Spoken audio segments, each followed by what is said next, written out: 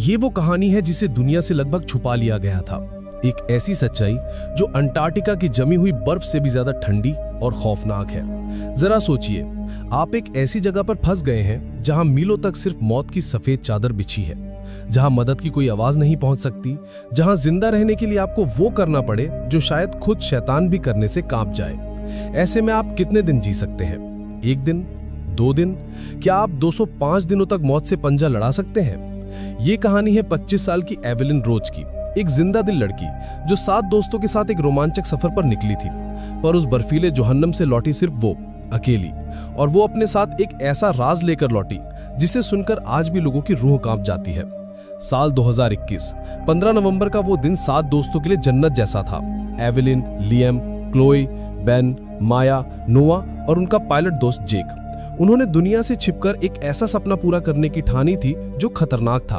Antarctica की सबसे रहस्यमयी जगह द फैंटम ग्लेशियर को अपनी आंखों से देखना, जहां की कहानियां सिर्फ किताबों में थी, जहां जानने की हिम्मत किसी ने नहीं की थी। उनका छोटा सा प्लेन द वॉन्डरर बादलों को चीरता हुआ उस सफेद मौत के ऊपर उड़ रहा था। नीचे बर्फ की चादर नहीं बल्कि एक दूसरा ग्रह बिछा हुआ लग रहा था। प्लेन के अंदर ठहाके गूंज रहे थे। वो अपनी बेखौफ जवानी का जश्न मना रहे थे। एवेलिन ने खिड़की से नीचे देखा और उसकी सांसें थम गईं। ऐसी खूबसूरती उसने कभी नहीं देखी थी। पर हर खूबसूरत चीज के पीछे एक बदसूरत साया छिपा होता है। वो इस बात से अनजान थे। आसमान में सूरज चमक रहा था, पर उस चमक में एक धोखा था, एक चेतावनी छिपी थी जिसे वो अपनी नादानी में समझ नहीं पाए। उन्हें नहीं पता था कि ये उड़ान उनकी जिंदगी की आखिरी उड़ान बनने वाली है। वो उस ग्लेशियर के जितने करीब जा रहे थे, मौत भी उतने ही करीब आ रही थी। वो इतिहास बनाने नहीं, इतिहास में दफन होने जा रहे थे।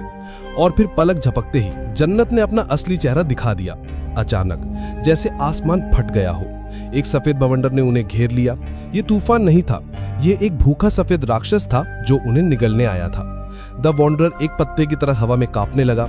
हर तरफ से टूटने की आवाजें आने लगी। प्लेन के अंदर का जश्न एक पल में मातम और चीखों में बदल गया। हर कोई अपनी सीट पर उछल रहा था। धातु के मुड़ने की कान फाड़ देने वाली आवाजें। जेक पागलों की तरह प्लेन को बचाने की कोशिश कर रहा था, पर उस दैत्य के आगे वो बेबस था। खिड़की के बाहर अब वो खूबसूरत नजारा नहीं, सिर्फ एक सफेद अंधकार था। एक ऐसा अंधकार जो आंखों को अंधा कर रहा था, जो रूह को कंपा रहा था। एवेलिन ने लियाम का हाथ कसकर पकड़ लिया। उसकी आंखों में सिर्फ खौफ था।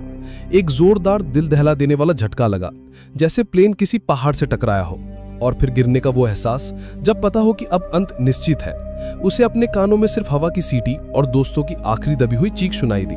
और उसके बाद एक खामोशी, मौत से भी ज्यादा गहरी और भयानक खामोशी। जब एवेलिन की आंखें खुली तो दर्द की एक लहर उसके पूरे शरीर में दौड़ गई। टूटे हुए प्लेन के मलबे के बीच वो अकेली थी, जिसकी सांसें चल रही थी। उसके चारों तरफ खून और बर्फ का एक अजीब, डरावना संगम था। उसके दोस्त, जो कुछ पल पहले जिंदगी से भले थे, अब खामोश थे, हमेशा के लिए। वो इस सफेद कब्रिस्तान में अकेली जिंदा थी, और यही एहसास उसे मारने के लिए काफी था। जब हादसे के बाद की पहली बेरहम सुबह हुई तो एवेलिन को अपनी असली कैद का पता चला। मीलों तक सिर्फ एक अंतहीन सफेद रेगिस्तान था, जहां जिंदगी का कोई निशान नहीं था। उसने एक एक करके अपने दोस्तों को देखा, उनके जमे हुए चेहरे, उनकी खुली आंखें। उसका दिल रोना चाहता था, पर उसके आंसू बाहर आने से पहले ही जम जाते थे। टूटे हुए प्लेन का कॉकपिट अब उसका घोंसला था, इस बर्फीले नरक में उसकी इकलौती पनाह। उसने खुद को घसीटा और जो कुछ भी बचाने लायक था उसे इकट्ठा करने लगी। कुछ प्रोटीन बार, एक जख्मी फर्स्ट एड किट और कुछ फटे हुए कंबल। ये सामान कुछ दिनों के लिए था, पर उसकी कैद की कोई मियाद नहीं थी। हर आहट पर उसे लगता कि कोई उसे बचाने आया है, पर वो हवा का धोखा होता। रातें किसी डरावने सपने की तरह थी, जब तापमान शून्य से बहुत नीचे चला जाता। उसे अपने दोस्तों की आवाजें सुनाई देती, जैसे वो उससे कुछ कहना चाहते हो। ये उसकी बेबसी थी या पागलपन की शुरुआत, वो नहीं जानती थी। उसने प्लेन की टूटी दीवार पर पत्थर से पहली लकीर खींची, उसके पहले दिन की गवाह। वो जानती थी कि उसे कोई ढूंढने नहीं आएगा, क्योंकि किसी को पता ही नहीं था कि वो कहाँ है।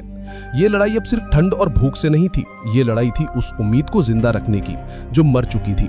हर पल उसे लगता कि वो हार मान ले और इस सफेद शांति में सो जाए, पर उसके अंदर कोई था जो उसे मरने नहीं दे रहा था, जो उसे लड़ने पर मजबूर कर रहा था। ये उसके जीने की इच्छा थी जो हर पल मौत को चुनौती दे रही थी। दिन बीतते गए और एवेलिन के पेट की आग तेज होती गई। प्रोटीन बार कब के खत्म हो गए थे। अब उसका दुश्मन सिर्फ ठंड नहीं, भूख भी थी। उसने बर्फ खाकर खुद को बहलाया, पर खाली पेट में वो तेजाब का काम कर रही थी। उसका शरीर एक ढांचे में बदल रहा था, उसकी आंखों के नीचे गहरे गड्ढे बन गए थे और फिर उसकी नजर अपने दोस्तों के जमे हुए शरीरों पर पड़ी। उसके दिमाग में वो ख्याल आया जो इंसानियत का सबसे बड़ा पाप था, एक ऐसा ख्याल जिसने उसकी आत्मा को अंदर तक झकझोर कर रख दिया। क्या वो जिंदगी के लिए उस हद तक पार कर सकती थी जहां इंसान और जानवर में कोई फर्क नहीं रह जाता? कई दिनों तक उसके अंदर एक जंग चलती रही। एक तरफ उसकी इंसानियत थी, दूसरी तरफ उसका शरीर। वो रोती, चिल्लाती, खुद को कोसती, पर भूख का दर्द हर एहसास पर हावी हो रहा था। उसे लगता कि उसके दोस्तों से घूर रहे हैं, उसे लानत भेज रहे हैं। और फिर एक दिन जब वो भूख से मरने की कगार पर थी, उसने फैसला कर लिया। कांपते हाथों और रोती आंखों से उसने वो किया जो कोई सोच भी नहीं सकता। वो पल जब उसने पहला निवाला खाया, ऐसा लगा जैसे उसने अपनी ही आत्मा का एक टुकड़ा खा लिया हो। ये जिंदा रहने की कीमत थी, एक ऐसी कीमत जो वो हर सांस के साथ चुका रही थी। हर निवाला उसे अपने दोस्तों की हंसी, उनके सपने, उनकी बातें याद दिलाता। उसने खुद को समझाया कि वो उनके शरीर का नहीं बल्कि उनके सपने का एक हिस्सा अपने अंदर ले रही है, उनके उस सपने का जो जिंदा घर लौटने का था, जिसे अब वो पूरा करेगी। ये एक भयानक घिनौना सच था जिसने उसे जिंदा रखा पर इंसान के तौर पर मार दिया था। वो अब सिर्फ एवलिन नहीं थी, वो अपने दोस्तों की कब्रगाह थी।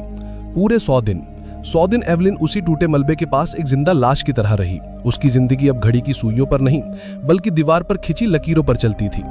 अब उस दीवार पर 100 दर्दनाक लकीरें थी, उसके 100 दिन के नर्क का हिसाब।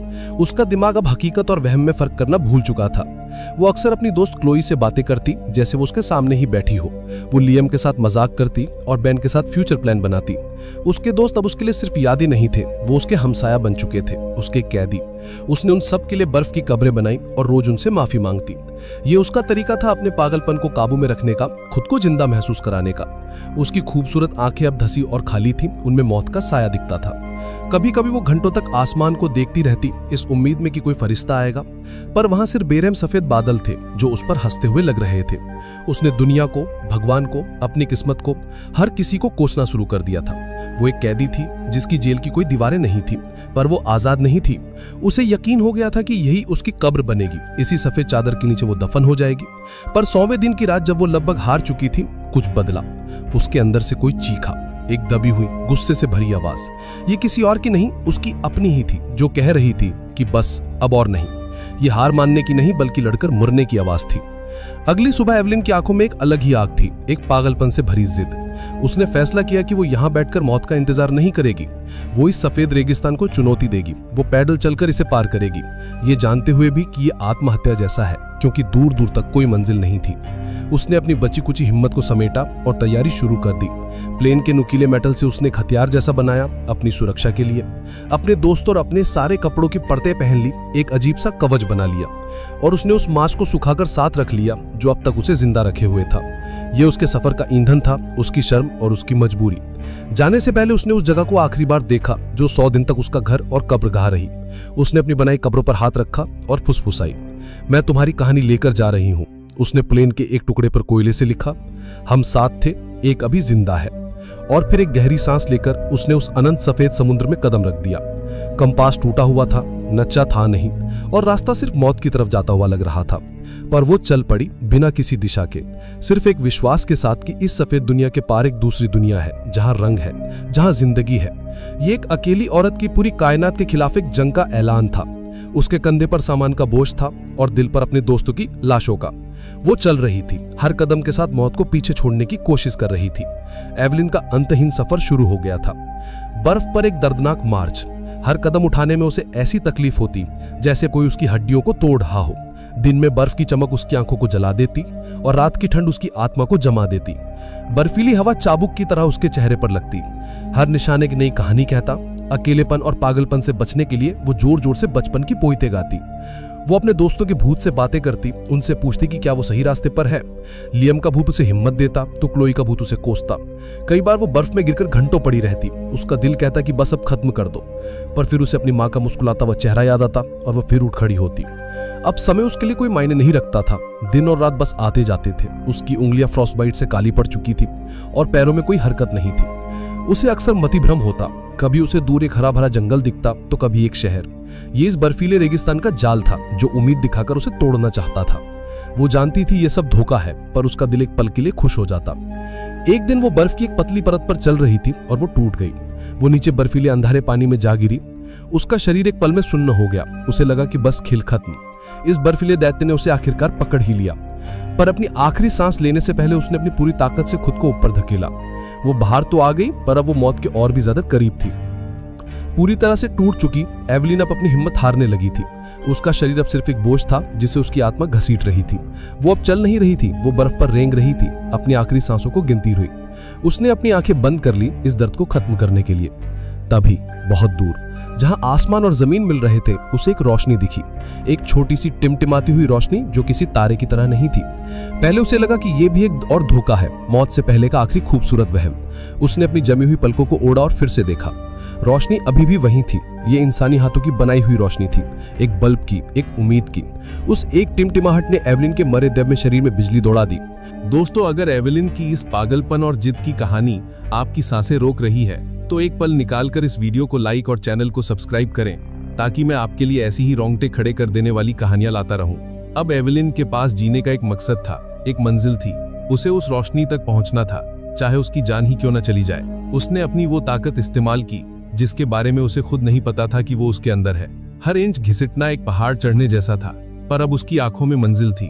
वो जानती थी कि फासला बहुत ज्यादा है और शायद वो वहां तक कभी न पहुंचे, पर कई महीनों बाद किसी इंसानी चीज का निशान देखना उसे एक नई जिंदगी दे गया। वो रो रही थी, पर ये आंसू अब बेबसी के नहीं, बल्कि एक आखिरी लड़ाई के थे।